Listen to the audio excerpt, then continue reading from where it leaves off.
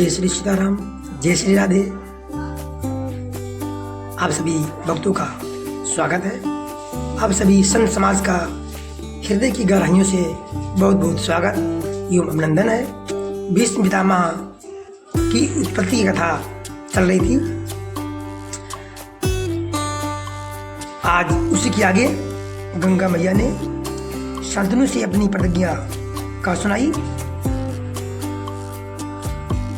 कि मैं कुछ भी करूं, आपका हित करूं, अहित करूं, आप मुझे कभी भी नहीं रोकेंगे। आगे देखिए, महाराज शांतनु कुश नयोना के मद भरे कटाक्ष से घायल हो गए थे। वह उस कोमलांगी के दर्शन मात्र से ही कामदग्न होते जा रहे थे। वह उस सुंदरी को प्राप्त करने के लिए कुछ भी समर्पण करने के लिए तथा कोई भी शर्त मानने के लिए तैयार थे। अर्थात एन के इन प्रकार वह सुंदरी के साथ परिणय कर विवाह कर अपनी काम वासना की तृप्ति चाहते थे। अतः शांतनु ने कहा, हे देवी, तुम्हारी शर्त हमें स्वीकार है। तत्पश्चात गंगा जी राजा के साथ विवाह कर सुखपूर्वक रहने लगी। उन्होंने एक एक करके 7 तेजस्वी पुत्रों को जन्म दिया और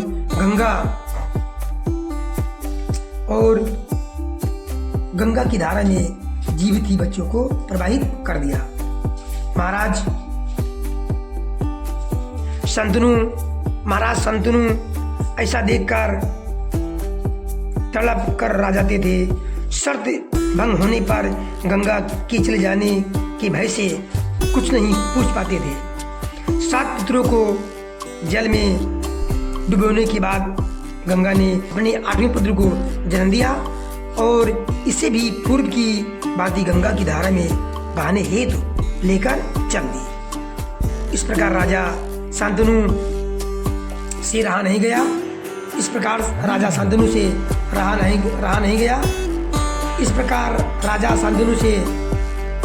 रहा नहीं गया।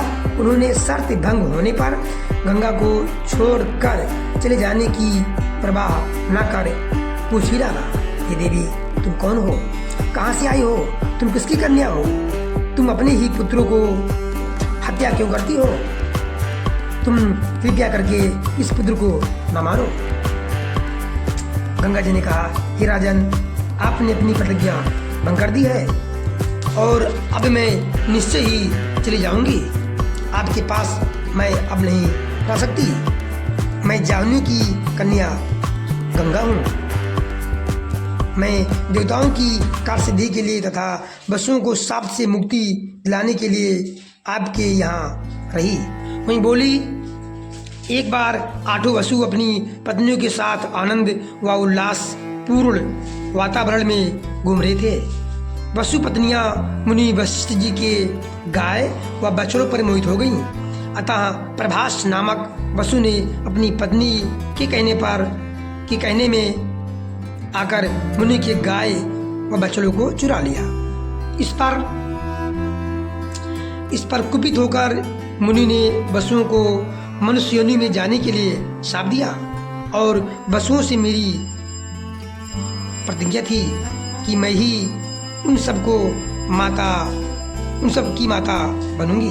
अतः 7 वसु जो जन्म पाकर तुरंत ही मृतलोक से छुटकारा आ गए। परंतु अतः 7 वसु तो जन्म पाकर तुरंत ही मृत्युलोक से छुटकारा पा गए। ये 8वां लड़का वही वसु प्रभास है जिसने अपनी पत्नी की कहने में वशिष्ठ जी के गाय बछड़ों को चुराया था। या कुछ समय बाद पृथ्वी पर रहेगा। अब मैं इसे जलधारा में नहीं फेंकूंगी। आप से विदा ले रही हूँ तथा इस संतान को भी साथ में ले जा रही हूँ। योग्य समय आने पर इसे आपको वापस कर दूंगी।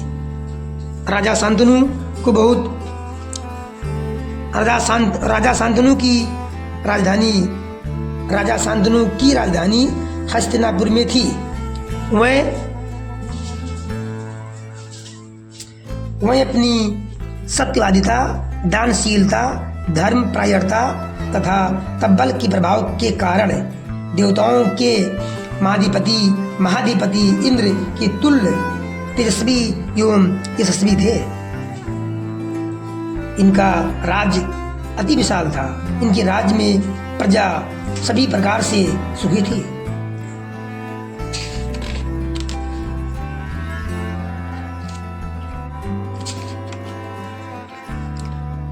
चारों वर्ण के लोग एक दूसरे के सहयोगी थे तथा एक दूसरे का उचित सम्मान करते थे। राजा शांतनु अपनी पत्नी गंगा के विछोह से अत्यधिक अंतराल व्यतीत हो जाने पर भी दुखी व चिंतित रहते थे। इसी बीच राजा शिकार खेलते हुए गंगा किनारे पहुंच गए।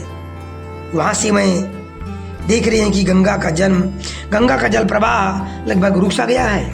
इसका कारण जानने के लिए जो ही कुछ दूर आगे बढ़ते हैं त्यों ही क्या देखते हैं कि एक धैर्यशाली, पराक्रमी, तेजस्वी, बलिष्ठ, धनुर्धर, सुंदर नौजवान अपने धनुष से बाणों की वर्षा में सूं सूं करते गंगा की वेगमयी जलधारा में छोड़ रहा है।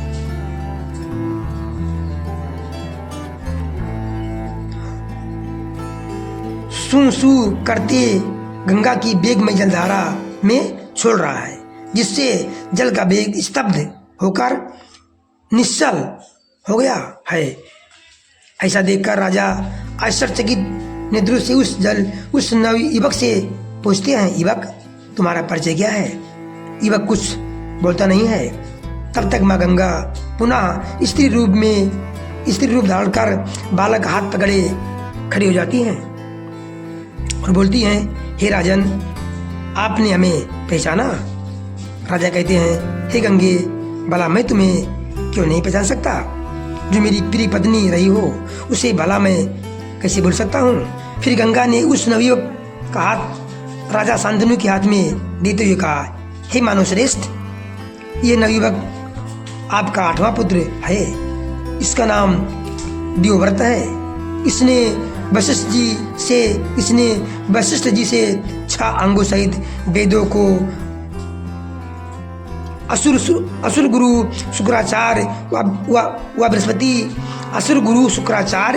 बृहस्पति से सभी प्रकार की विद्याओं व शास्त्रों की तथा परशुराम जी से सारी अस्त्र विद्याओं को सीख कर निपुणता ग्रहण कर ली है। इसका बलवीर और पराक्रम असीमित है। युद्ध में कोई वीर इसका सामना नहीं कर सकता। आप इसको अपने साथ ले जाइए।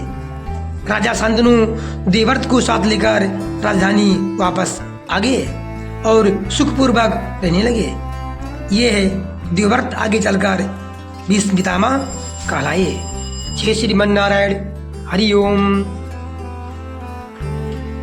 मुझे उम्मीद है आप लोगों को ये कहानी महाभारत की अवश्य अच्छी लगी होगी। आप लोग पूरा वीडियो देखिए। जय श्रीमन्नारायण, जय श्री सीताराम। धन्यवाद। हरि ओम।